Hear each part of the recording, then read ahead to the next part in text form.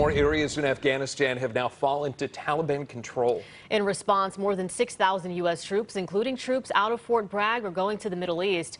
Our Washington correspondent, Basil John, reports on the latest decision by the U.S. Basil, good morning. Well, Bill, Liz, good morning. And yes, late last night, another province capital fell under control, and the Taliban is continuing its rapid movement toward the capital city, Kabul, as the U.S. tries to get its personnel out.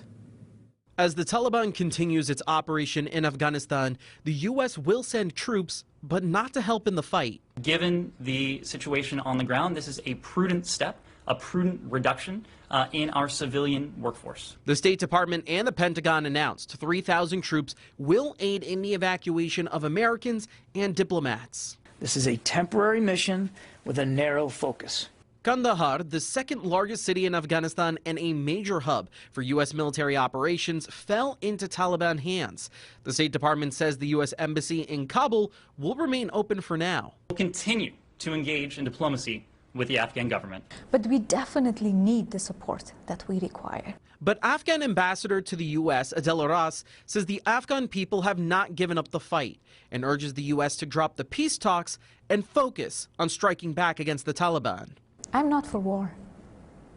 I grew up in war. I lost my relatives. I don't want it. But it's a hard time. Now, U.S. intelligence estimates that Kabul could face Taliban pressure by September, and the whole country could fall under insurgent control in just a few months. Reporting live in Washington, I'm Basil John. And Basil, what are members of Congress saying about this situation?